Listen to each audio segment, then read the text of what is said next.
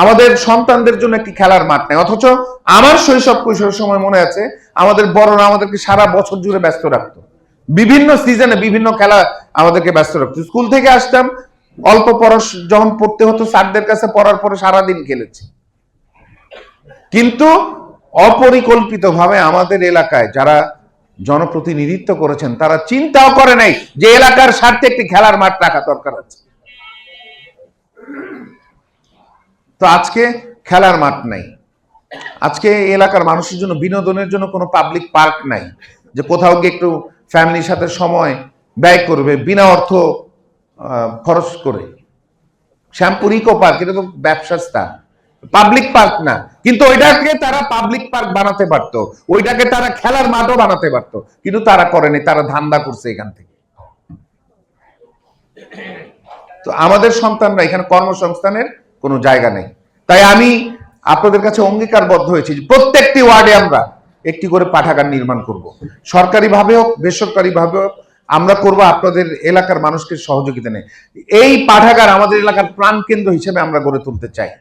কারণ এই পাঠাগারে শুধুমাত্র আমাদের শিক্ষার্থীরা বা আমাদের তরুণ যুবকরা না, আমাদের বর্তমানের মানুষ, আমাদের বয়োজ্যেষ্ঠরা যারা রিটায়ারমেন্টে চলে গেছেন তারাও কিন্তু এখন বিভিন্ন কারণে, সামাজিক পারিবারিক কারণে তারাও কিন্তু আবার চাকরিতে ফিরতে চাচ্ছেন।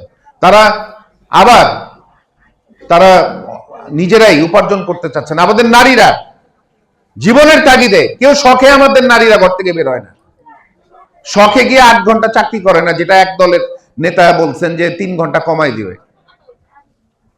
শখে যায় না, জীবনের তাগিদে যায়, পারিবারিক কারণে যায়, সামাজিক কারণে যায়।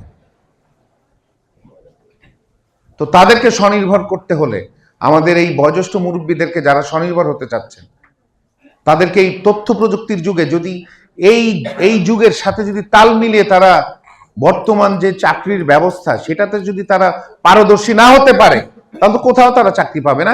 সো ওই যে পাঠাগার আমাদের প্রাণকেন্দ্র, যেখানে শুধু বই চর্চা হোক, জ্ঞান চর্চা হবে না, সেখানে দেশীয় সংস্কৃতি চর্চা হতে পারে, সেখানে কারিগরি শিক্ষার প্রশিক্ষণ হতে পারে, সেখানে তথ্য প্রযুক্তির ট্রেনিং হতে পারে। এবং আরেকটি কাজ হবে বলে আমি মনে করি, এই যে আমাদের মুরব্বীদের সাথে আমাদের তরুণদের অনেক দূরত্ব, আমি মনে করি যে এটা যদি একটি মনোরম পরিবেশ আমরা তৈরি করতে পারি এবং সেই পরিবেশে গিয়ে আমাদের তরুণরা, আমাদের যুবকরা, আমাদের নারীরা, আমাদের খেটে খাওয়া মানুষরা সকলের মধ্যে একটা মনোরম পরিবেশে একটা দূরত্ব কমে আসবে। আলোচনার মাধ্যমে অনেক এক্সপিরিয়েন্স একে অপরের সাথে শেয়ার করার সুযোগ হবে, একটি বন্ধন তৈরি হবে এবং এলাকার মাঝে সকলে মিলে দেখবেন যে একটি বন্ধন, এমন বন্ধন তৈরি হবে সকলেই সমস্যা সমাধানের জন্য কাজ করার একটি সুযোগ তৈরি হবে। এবং আমাদের সন্তানরা অলস সময় রাস্তাঘাটে পার করবে না। রাস্তাঘাটে অলস সময় পার করার সময় কি হয়, কোনো না কোনোভাবে মাদকাসক্ত হচ্ছে, বা অথবা কোনো না কোনোভাবে সন্ত্রাসী কর্মকাণ্ডে লিপ্ত হচ্ছে, অথবা কোনো না কোনোভাবে কিশোর গ্যাংয়ে লিপ্ত হয়ে যাচ্ছে। সো আমাদের ছেলেমেয়েরা অলস সময় পাবে না সেখানে ব্যস্ত থাকলে। আরেকটি যে জিনিস হচ্ছে যে আমাদের এলাকায় অনেক খাস জমি থাকার কথা, খাস জমি খুঁজে বের করতে হবে, উদ্ধার করতে হবে। উদ্ধার করার পর আমরা জায়গার পরিমাণ অনুযায়ী খেলার মাঠ নির্মাণ করব, আর নয়তো আমরা স্বাস্থ্যসেবা কেন্দ্র নির্মাণ করব, আর নয়তো আমরা কমিউনিটি সেন্টার নির্মাণ করব।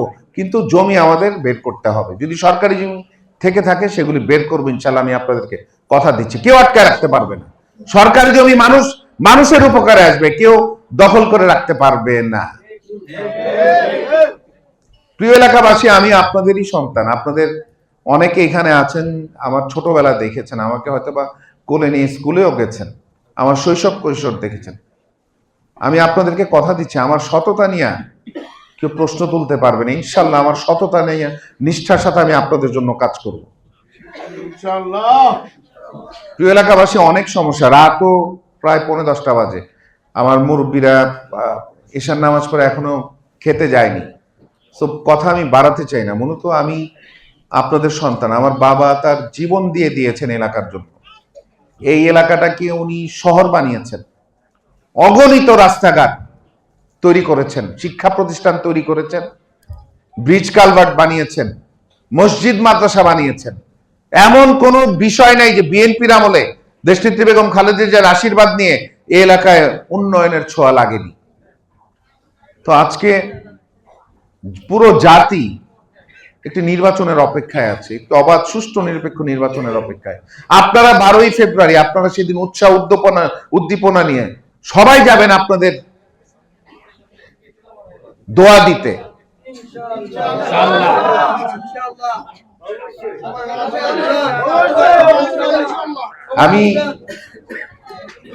আমি আপনাদেরকে কথা দিচ্ছি, আমি রাত দিন পরিশ্রম করব, কিন্তু দেশনেত্রী বেগম খালেদা জিয়ার এই কথাটি বলে আমি শেষ করতে চাই। দেশনেত্রী বেগম খালেদা জিয়া উনি মৃত্যুবরণ করার কিছুদিন আগে একটি রেকর্ডেড বক্তব্য আমরা শুনেছি।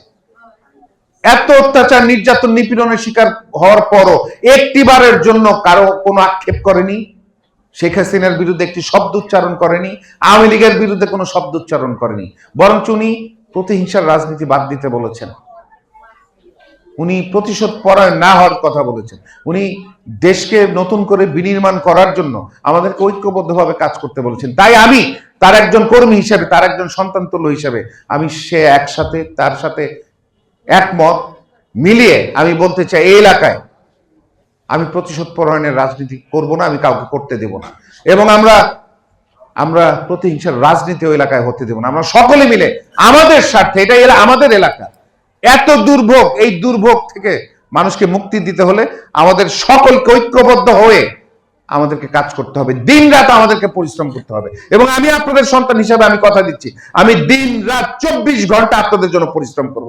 আপনারা শুধু আমার জন্য দোয়া করবেন, আমি যাতে সুস্থ থাকি। আমার বাবা দীর্ঘদিন যাবত অসুস্থ, আমি আপনাদের কাছে তার জন্য দোয়া চাই।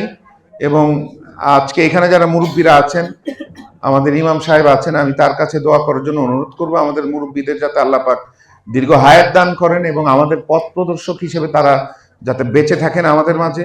অনেক মুরব্বীরা আমাদেরকে ছেড়ে চলে গেছেন, তাদের জন্য দোয়া করবেন, এলাকাবাসীর জন্য দোয়া করবেন, যাতে আমরা সকলে মিলে এই মানুষের দুর্ভোগ দূর করতে পারি এবং